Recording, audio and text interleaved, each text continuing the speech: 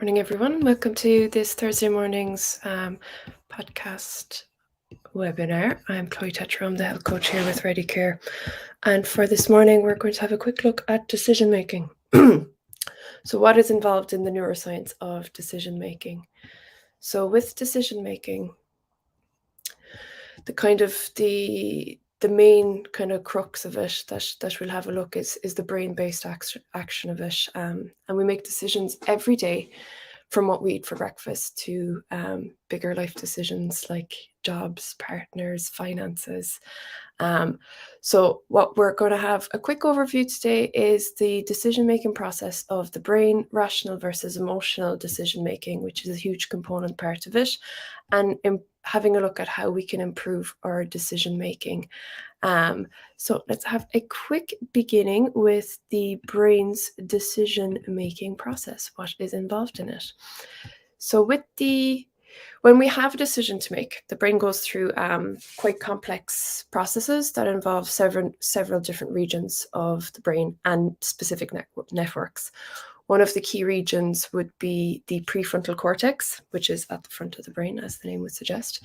And that region would be responsible for high-level cognitive processes, decision-making, planning, reasoning, working memory. It's been dubbed the CEO of the brain for its particular part in the kind of overview mapping system. Another important region is the striatum, which plays a critical role in evaluating potential rewards and punishment. So it weighs things up, which would be associated with different regions. There would also be the amygdala and the insula, which are the kind of emotional aspect. They're the emotional component of the decision-making that's involved. So that brings us on to emotional versus rational. So if you have a think about all the different types of decisions that are thrown at you towards in your direction in the day, a lot of them actually tend to be emotional reactions that we have in the decision-making process. So research has shown that decision-making can be influenced both by rational, but more oftentimes by emotional factors. In some cases, we can make decisions based on rational analysis and weighing the pros and cons. So that would be those parts of the brains that I mentioned. In other cases, it's the emotions that play a powerful role in the decision-making process. So there's an example of a classic experiment, which was conducted by Antonio Damasio, patients with damage to the prefrontal cortex.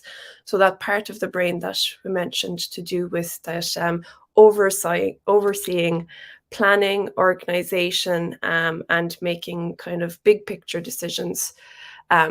They had damage to that part of the brain and they weren't able to make decisions, even when presented with all of the necessary information, which would suggest that emotions actually play a critical role in guiding the decision-making through what they would have seen in the experiment as gut feeling.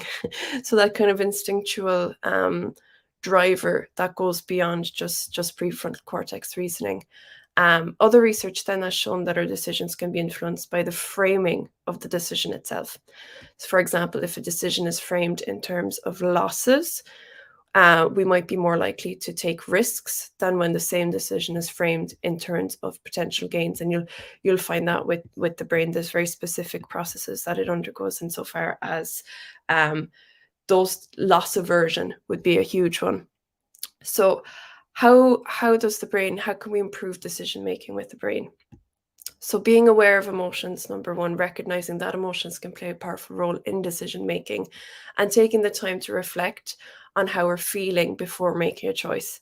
If we're feeling anxious or stressed, for example, it might be helpful to take a little step back, give ourselves time to calm down before making a decision. And that is a big example that we can all see in our lives, that when we're stressed, we tend to make silly little mistakes, silly decisions, and they can kind of domino effect throughout our day. We can make one that will impact onto another and another and another.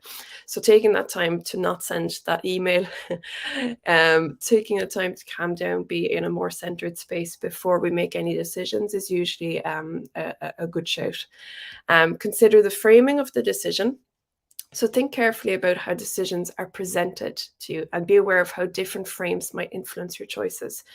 If you're making a financial decision, for example, it might be helpful to consider the potential losses as well as the potential gains.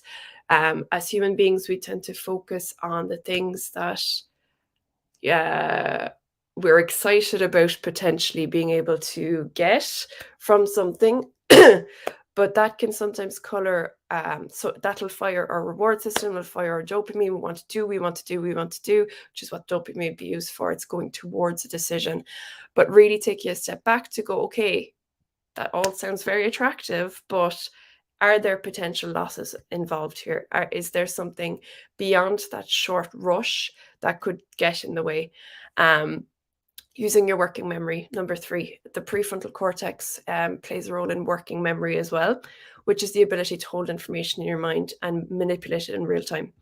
If you improve your working memory, you might be able to weigh pros and cons of different options a little bit better and with more informed decisions. So you can take in information from your kind of middle conscious and being able to kind of apply it outwards onto decisions, basically learning from the past, being able to actually ascertain, is this similar to a situation that I made a quick decision in that maybe was not as helpful as it could have been. Seeking out different perspectives is a huge one. Research has shown that diversity can lead to better decision making, and different perspectives can help to identify blind spots that maybe we're not particularly seeing, and personal biases. When making a decision, it's a good idea. Not always, depending on the particular decision that's in place. But if you're kind of on the fence with something and you are looking for a different of opinion, it can help to kind of let you know, is there something of a blind spot that you're not particularly seeing?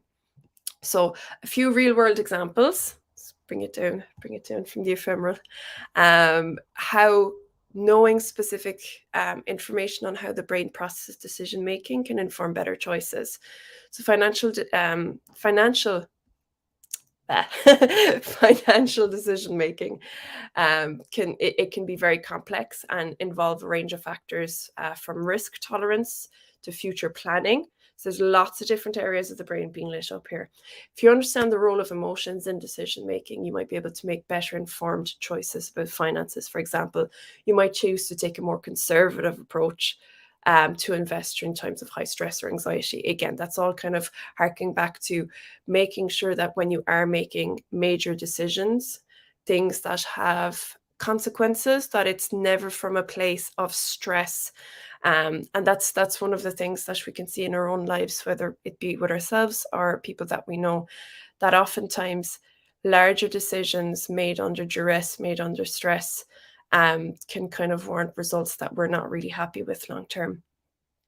The other thing would be healthy decision making. So health decisions, again, can be complex and involve weighing potential risks. Same kind of idea.